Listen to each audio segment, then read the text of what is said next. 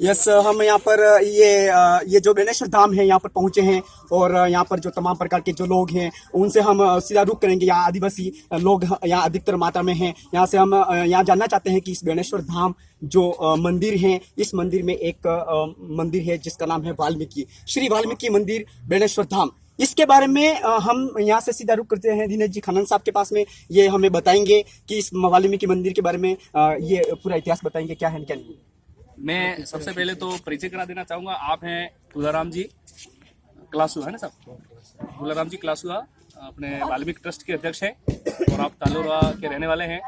और इस कमेटी में मैं भी प्रवक्ता के पद पे हूँ इस ट्रस्ट में। और पास में देवापुरी जी की गादी है और ये वालुक ऋषि की जो आप दिख रहा है ये मंदिर है। सबसे पहले तो आप सबको प्रणाम करते हुए, वालुक ऋषि के श्री चरणों में नमन करते हुए मैं अपनी बात रखना चाहूँगा। चूंकि आप सबको पता है कि ये पूरा बेनेश्वर मेला है वो आदिवासियों को महाकुंभ के नाम से जाना जाता है और ये कई सालों से प्रचलित है। 4 राज्यों के श्रद्धालु यहाँ पर आते हैं, लाखों की संख्या में आते हैं और कहते हैं कि यहाँ पर इस जो बेणका है, इसका ओरिजिनल नाम बेणका है और यहाँ पर आदिवासियों के ही भक्त श्रद्धालु और संत कोटवाल और जो महाराज हुआ करते थे वो यहाँ पर पूजा वूजा करते थे। और आदिवासियों की जो धरोहर है, संस्कृति है और यहाँ का जो पारंपरिक और सांस्कृतिक जो विरासत है उसको बचाने का पूरा काम किया है। तो उसी कड़ी में, उसी दरमियान बहुत सारी ऐसी चीजें हैं जो हमारे आदिवासियों से संस्कृति से मिलती जुलती है, इसलिए इस मेले को आदिवासियों का महाकुंभ कहते हैं। और आपने देखा होगा कि 4 राज्यों के सबसे ज्यादा यहाँ पर जो जनसंख्या आती है वो आदिवासियों की आती है, क्योंकि यह देश में सबसे बड़ा आस्था का केंद्र है आदिवासियों का, इन पूरे 4 राज्यों का। और त्रिवेणी संगम जो ये अपने सोममाई जाखम की नदियां हैं उसके बीच में ये जो टापू बना हुआ है, यहाँ पर आदिवासियों के पुरखे ही सबसे पहले पूजा पद्धति, पूजा विधान और हमारे जो भी पूर्वज हैं उनको पूजते आए हैं, उनके प्रति अपनी आस्था रखते हैं। उसमें वालुक ऋषि है, देवापुरी जी महाराज हैं, सामने राजा बलि की धुनी है, साथ ही बाणासुर का भी यहाँ पर साम्राज्य रहा है। आदिवासियों के बहुत बड़े बलशाली राजा हुए, राजा बलि और बाणासुर। और इस तरीके से यहाँ पर अभी भी बहुत सारे अवशेष पाए जाते हैं और लिखा हुआ भी है। यहाँ पर आप देख सकते हैं तख्तियों पर भी लिखा हुआ है आदिवासियों का पूरा यहाँ पर इतिहास। लेकिन विडंबना यह है कि पिछले कई सालों से हम देख रहे हैं कि इस जो आदिवासियों का महाकुंभ है इसको लेकर के हमारे जितने भी जनप्रतिनिधि हैं या जो बड़े बड़े इस जो बेनेश्वर को समझते हैं और इस बेनेश्वर की परख रखने वाले जो बड़े बड़े लोग हैं, आज तक इसकी तरफ रुख नहीं किया। मतलब इस जो आदिवासियों का महाकुंभ है ये आस्था का इतना बड़ा केंद्र है, इसके बावजूद भी यहाँ पर कई सारे श्रद्धालुओं को तकलीफ होती है। हमने देखा है, मैं खुद पिछले 4-5 साल से इस ट्रस्ट से जुड़ा हुआ हूँ, इस स्थिति से जुड़ा हुआ हूँ, इस स्थिति को देखा है। तो मैं प्रशासन से और जो इतने बड़े हमारे जनप्रतिनिधि हैं, चाहे टीएडी विभाग के मंत्री हो या जो भी इस बेनेश्वर के अंदर, इस बेणके के अंदर और इस वालुक ऋषि में और देवापुरी जी महाराज और राजा बलि में अगर आस्था रखता है तो मेरा उन सभी जनप्रतिनिधियों से, सरकार से और हमारे समाज के जो बड़े बड़े प्रबुद्ध जन हैं उनसे मेरा विशेष निवेदन है कि आप आदिवासियों के हित में, आदिवासियों की श्रद्धा में और आदिवासी जो यहाँ इस बेणका पे श्रद्धा रखता है उनको देखते हुए, उनका सम्मान करते हुए आप जितना हो सके, चाहे आर्थिक रूप से, चाहे सामाजिक रूप से, चाहे भक्ति रूप से, आप जरूर यहाँ पर इस ट्रस्ट को और इस पूरे जो बेणका दिख रहा है उस बेणके को सहयोग करें आपसे जो हो सके। जैसा कि पीछे टीएडी मद से भी 48 लाख का पिछली बार हम समाज वालों ने मिलकर के और जो भी भक्तगण और श्रद्धालु ने मिलकर के इतना बड़ा भवन बनाया है, तो उसी कड़ी में मैं चाहूँगा कि इतना बड़ा क्षेत्र है, 4 राज्यों के लाखों आदिवासी यहाँ पर आते हैं। और जब हम यहाँ देखते हैं कि जैसे बहुत बार जैसे हमारे जो पूर्वज हैं या जो हमारे परिवार में या हमारे समाज में कोई भी जब स्वर्गलोक हो जाता है तो उसका जो फूल गोलना मतलब अर्थात उनके अस्थि का विसर्जन करने के लिए यहाँ पर लोग आते हैं। तो बहुत बार हमने देखा है, यहाँ पर हम ट्रस्ट के माध्यम से देखते हैं कि लोगों को इतनी तकलीफ होती है कि भोजन बनाने के लिए भी पत्थरों में उनको भोजन बनाना पड़ता है, यहाँ पर कोई भी उनको जगह नहीं देता है।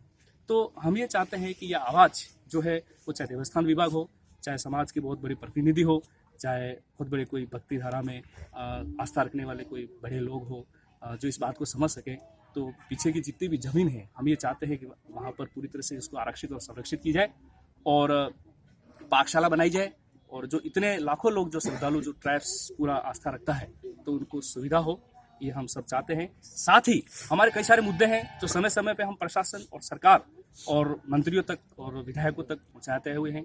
और स्थानीय पंचायत समिति के अंदर भी इस बात को हमने रखा है। इस बार हम चाह रहे हैं कि हमारे जो आदिवासियों की जो संस्कृति है, जो पूरे देश के अंदर आज देखा होगा पूरे आदिवासी अपने कल्चर को लेकर के काफ़ी जागरूक हो रहा है और उसको मना रहा है और उस चीज़ को आत्मसात कर रहा है।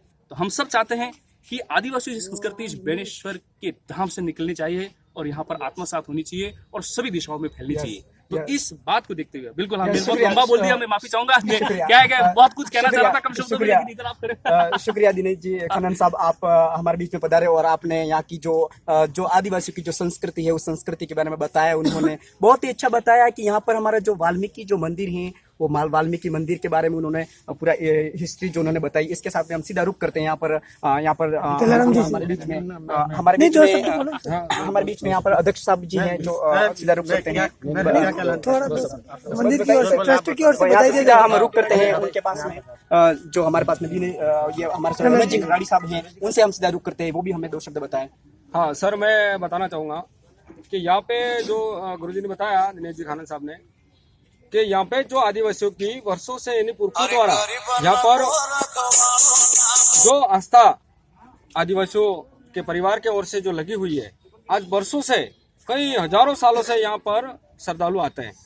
और ये जब मैं कहना चाहूँगा शासन प्रशासन से भी कहना चाहूँगा कि जब हमारे जो आदिवासी पुरख जहाँ यहाँ राज करते थे, जब आदिवासी महाकुंभ के नाम से मेला जाना जाता था, और अब कई सालों में मतलब कभी कुछ महीनों पहले इन प्रशासन द्वारा, शासन द्वारा, हमारे एमएलए द्वारा हर मिली भगत इन्होंने एक तरीका ऐसा आजमा दिया है कि जब इस मेले का नाम बदलकर वागड़ प्रयाग मेला कर दिया गया है, प्रचलन में लाया गया है। हाँ, उसको आधिकारिक रूप से नहीं किया है, उसको प्रचलन में लाया जा रहा है। तो इसको सीधा तौर से वापस आदिवासी महाकुंभ के नाम से ही वापस जाना जाए, ये हमारा प्रशासन शासन से कहना है। और मीडिया प्रभारी से भी मैं कहना चाहूँगा और ये वापस इस चीज़ को लागू करें। ऐसा नहीं हो कि फिर से कोई आदिवासी द्वारा वापस उन्मूलन ऐसा कोई हो जाए, तो इससे पहले सब सत्र हो जाए। शुक्रिया।